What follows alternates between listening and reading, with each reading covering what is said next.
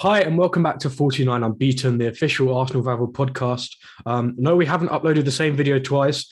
We're back again with Harry Roy to discuss yesterday's game. We thought we'd jump on as soon as possible. Harry, how are you doing? You kind of got over the cold yet, or you started to warm up a bit? Warming up a bit, still recovering from a really good weekend, and obviously the football ruined it as per. Yeah, of course. Obviously, Newcastle, it's not a close team to us. Was traveling to the ground, traveling back from the ground, all okay for you? We got there in the end. I mean, the trains were a nightmare. We were Yeah. okay personally, but it took us 5 and a bit hours to get home, so it was a long stretch. But we've had a good weekend, so it Yeah, wasn't too bad. 100%. I remember when I got the train up to the game, normally there's a direct train from where I come from, Southampton, to London Waterloo. But there was trees on the line, so I had to get the Manchester train to Reading, change at Reading, and then get to Paddington, and then somehow get myself from Paddington to the Emirates, which I ended up walking in the end, which was, I don't know how I did that. Just stuck my headphones in and just get my head down and walked. But no, it was a brilliant day out, always is in London. Obviously, slightly better for us. Do you regret your comments now saying, I hope Dan has a miserable weekend? No, because I wanted Newcastle to win.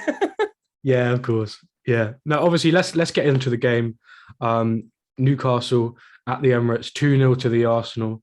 Do you think the result was a fair reflection of the game in the end? Yeah, definitely. I mean, look, we were beaten by a better side. I don't think we turned up, which was a bit of a shame. I think a lot of us in the away end thought that, look, we'll play okay, we might grab a goal. It's just whether Arsenal turn. If Arsenal turn up, they'll win, and they were good. I mean, the first half, Arsenal weren't at the best. I mean, Aubameyang, I don't know Oh, how he missed that chance. but second half just blew us away, really. But the same issues for us, just defensively all over the place. I think especially for Martinelli's goal, there's the gap in behind. That I was right in front of that. Brilliant finish, by the way. But the gap in behind from the Newcastle defense is just like it wasn't a straight back line or anything. There was like players further deep, players further forward, and there's just a perfect gap for him to run into. Where did it go wrong for Newcastle? Obviously, you say defending. Is there anything that you feel tactically could have been improved from Eddie Howe? It's hard to say because Arsenal were good. The only issue I would say we had was getting the ball to Callum Wilson. It was him up front on his own, and he was completely isolated. St. Maximan didn't look interested, didn't look like he wanted to play, which was a massive shame. And if he doesn't turn up, it's no, we're going to struggle to win a game. But I thought it's weird because we didn't play too bad, but we weren't great. It was just a bit of a meh performance. It was underwhelming, and Arsenal were the better team and deserved the win in the end of the day. Yeah, you say playing the ball up to Callum Wilson. That was very much a tactic I saw Newcastle trying to do. And to be honest, Gabriel I thought was fantastic in dealing with that. And pretty much 90% of the time, he would come away with Wilson either having to play a ball backwards or winning possession himself. A great performance from him. Who surprised you from Arsenal side? Obviously, we spoke before the game. We said about Emil Smith-Rowe, who had a fairly quiet game, I thought. He had a few moments, but was there any players that you went, oh, wow, like seeing them in person for the first time, or just in this game in particular, they've really impressed me today? It was two, actually. I mean, Ramsdale, first of all, Yeah. excellent save to deny Shelvey. I don't know whether it was a bit of a camera save, though, because I looked at the replay. I'm sure he could have just tipped that over without going for the old acrobatic dive, but he didn't put a foot wrong. I really like him. That's a shame. I really like Aaron Ramsdale. Yeah. Nuno Tavares as well. I mean, we talked about, didn't you? You said he was a backup left back. I mean, he can't shoot to save his life, but he was full of energy. He caused us a lot of problems and got an assist for the first goal as well. Yeah, 100%. Tavares for me was, I think, man of the match. I know Saka got it, but I just think the way he just kept going, it was relentless. And I think he was just so determined to put things right after that poor Liverpool performance. He was like, you know what, just screw it. I'm going to go for it. You know what I mean? Just like keep going. And then he actually, like you said, he came up with an assist, a few other really nice plays. One thing that stands out for me, I remember he ran basically the length of the pitch with a Newcastle player attached to him. I can't remember who it was. Trying to think. it was, I'm pretty sure it's your right wing back. That wasn't. Might have been Ryan Fraser because he was playing. No, it wasn't Fraser. It was a blonde guy, but it wasn't Richie. Blonde guy. I'm stumped. No, well, I'm stumped. But anyways, it was good. It was good, yeah. And he's just constantly going for it. And yeah, like you said, that the first half just did not go well for him, but it was a poor first half in general. And then we saw a reaction. Obviously, you said your next game is, you said Norwich at Yeah, home or away?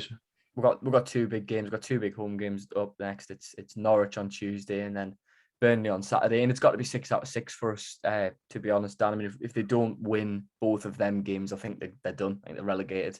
The gap's now 6 points. If we can pull that back in a week, but you've got two home games against the sides around you. If they don't win them, then it's going to be a struggle. I mean, it's going to be a huge task. It's 13 games without a win. There's only one side that has stayed up after 13 games without a win. It was Derby County, 2000, 2001. But it's turning desperate times, and they've got to start pulling out performances and got to start winning football games. It's not great, playing well. That's fantastic, but we need 3 points now, and 13 games ain't good enough for this side. Yeah. Do you think these next two games is where you're hoping to see this manager bounce? Absolutely. I felt we might have saw it yesterday. It's like we've said, Arsenal are probably one of the most temperamental sides in world football. You do not know what you're going to get with them. And I thought, if Newcastle can turn up here and get a goal, then they've got a legitimate chance of winning the match. But unfortunately, it just didn't happen. But it was great to see Eddie Howe in the dugout. I don't think we could have done much more in the game. I don't think we had a chance of really winning. But these next two games, so important for our season. And if we're going to get this manager bounce, it's got to come next week. 100%. A player that slightly surprised me, and I don't know if this was his fault. We spoke about him in the previous podcast again. Joe Willock obviously making his return to the Emirates, and we both thought he was going to come with a point to prove. Just was very much a passenger alongside many others in that Newcastle side. Were you disappointed with him as well? I don't think he played too bad. To be fair, I thought Shelvey was probably our best player yesterday, but there was not a lot Willock could have done. I feel that your midfield, your holding midfield is Party and Sambi Lukonga just had the number all game really, and he done all right, Joe. But when you're in a team that's bottom of the league, struggling to create chances, it's no great mystery that he's not had a good game. Look, he's playing a side who are now on pushing on spots in the top four. It's not, we've got a terrible record at the Emirates. I think we've won one of our last 19 games against you. So he's not going to be defined on a performance against you guys. Of course, next week, Of course, yeah. One thing that I did take from it, though, from where I could sit, like we said again, he was playing in an extremely deep kind of role. And for me, Joe Willock is one of those players that should be in those, like, running through. When obviously you come to the Emirates, you don't expect to have much of the ball. So you'll be sitting deep. And then Newcastle, well, they had a very low block, which I think Arsenal actually dealt with very well for a change. But Joe Willock, for me, should be one of those players who is in the attacking players as the counter-attacks are happening. When he's driving at players with the ball, running with his pace, utilising his kind of best attributes, I think is when he's most dangerous.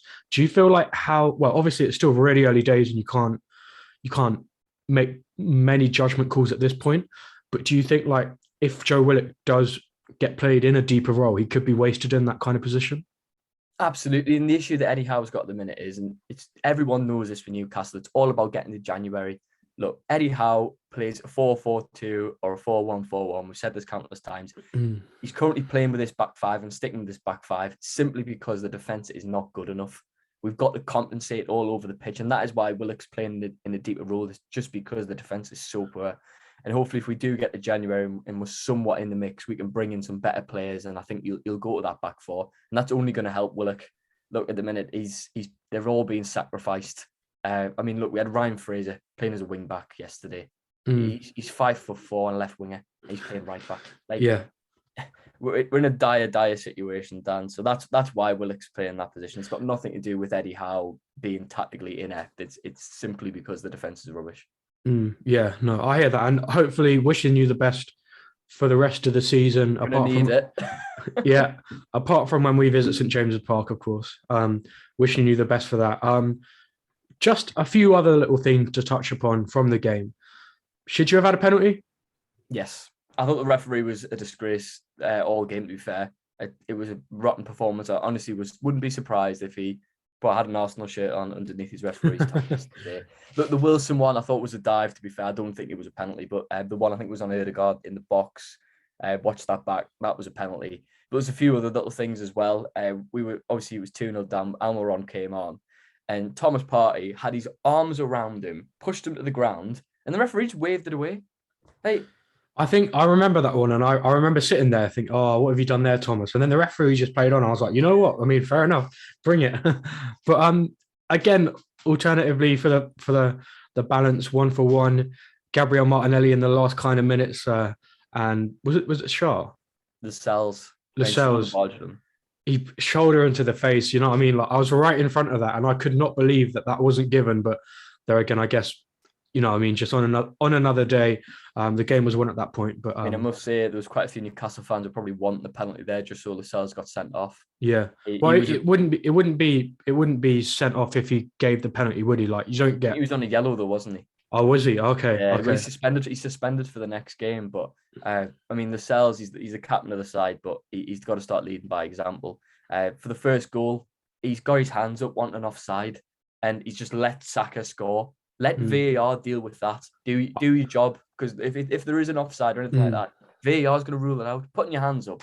Come on. I thought as well. Obviously, I was right behind that. So I had the angle of where Saka kind of shot from. I was right behind it. I thought Dubravka could have done a bit better as well. Like maybe for Martinelli's goal, but I think for Saka's it was a cracking finish. I mean, bottom. Yeah, no, of course. But I feel like he could have utilised his legs a little bit better. But even still, brilliant finish from Saka, and then obviously Martinelli's goal as well. Gabby, I think. Were you impressed with Martinelli when he came on? Like, obviously, he's always full of running and kind of movement. Is that someone that you think could potentially should be getting more minutes in that Arsenal side? Well, he's had a lot of injuries, though, hasn't he, Martinelli? He's kind of, I don't think. What was it, Liverpool in the cup where he had a total masterclass? It was. I remember the best game. Liverpool in the Carabao Cup, Chelsea? I think, 2 years ago, and then Chelsea was the main one when he ran the length of the pitch and then put it. Yeah. Absolutely, the scenes for that goal was incredible. I mean, it was a great finish, yesterday. Just a bit of quality though, but I mean, you're bringing a player off the bench that would arguably be like one of our best players. It's the golfing class is unbelievable between the two sides. True, yeah. So where next for Newcastle from here? Like you said, just it needs to be wins and wins now.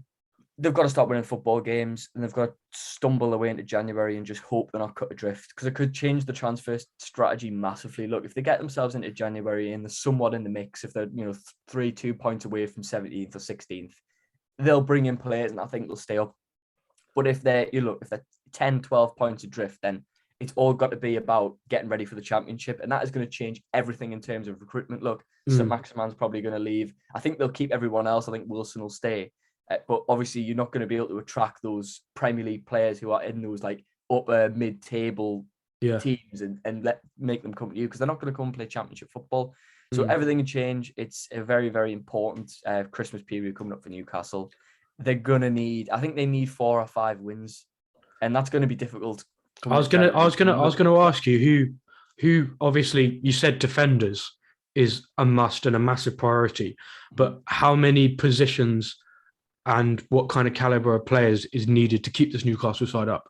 Well, they need a leader. I mean, someone like Connor Cody from Wolves would be that'd be such a good move. James Tarkowski from Burnley falls into that similar bracket. They need Premier League proven quality centre halves with a bit of leadership in them as well. I mean, if Connor Cody came into Newcastle, I'd make him captain straight away. This is what the club needs at the minute.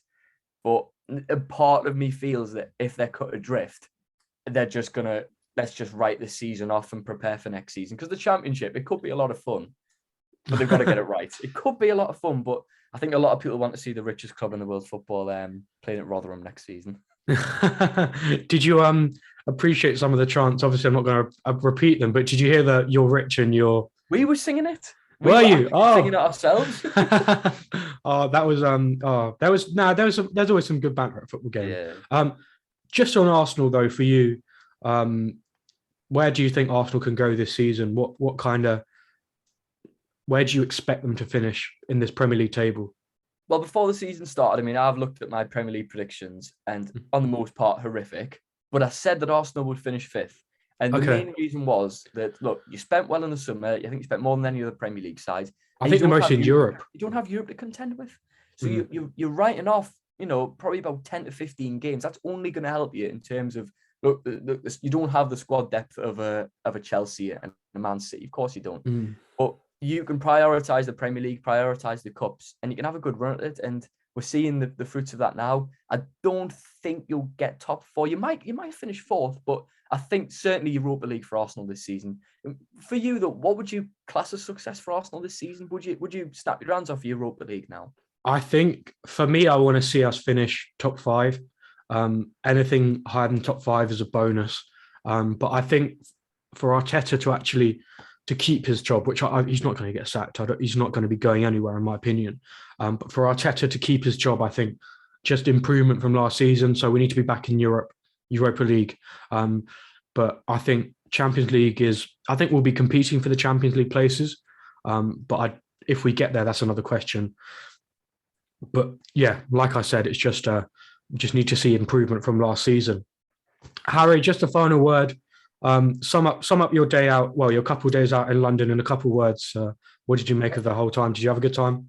Right, £250 spent. A broken toe, which I don't know how I've managed to break my toe, but I have. A 2-0 defeat. Would I change it for the world? Absolutely not. Absolutely not. I'm going to say, well, I was wearing 3 pairs of socks and that clearly wasn't enough. I couldn't feel my toes after about 60 minutes. But Harry, brilliant to have you on. I'm just going to finish the podcast with a little shout out. Obviously, the game on Saturday was supported by the Arsenal Rainbow Laces campaign, which is obviously a very important campaign. We've got on the front of the program here. Yeah, there we go, exactly. And it was also as a very important message within from an event happening in the Armoury, which was the launch of Dave Seeger's Arsenal for Everyone book, which I've got a copy of here, and I'm going to enjoy reading over the next couple of days. Make sure to grab yourself a copy. A little exclusive, if you stayed around to the end of this to watch, I believe the next 15, well, this was about an hour ago, this was announced. So the next 15 copies, if you buy them off this link in the description, are personally signed by Arsenal star Charlie Patino. So if you want one of those copies, there's only about, I think, probably maybe around 10, 15 left. So make sure you go grab yourself one of them. Even if not, it's a fantastic book with a fantastic message talking about Arsenal being for everyone and inclusion within the Arsenal fan base. Dave talks to some disabled fans, talking about an insight to their life as a fan of the club, and just the magic of Arsenal and how it kind of makes you forget many things, and everyone in that moment is a fan of Arsenal, and how well Arsenal have done to make people feel welcome in this environment. But just on that note, Harry, thank you very much for coming on. I look forward to jumping on an episode with you again when we visit St James's Park later on in the season. Well, we might meet you in the cup as well. That would be interesting. Hope not. But thank you, Harry. I appreciate your time. Make sure to check Harry out in the description. Drop him a follow. Like the video, subscribe to the channel, tweet us at ArsenalVavel1, and we'll catch you again very soon. Cheers, guys.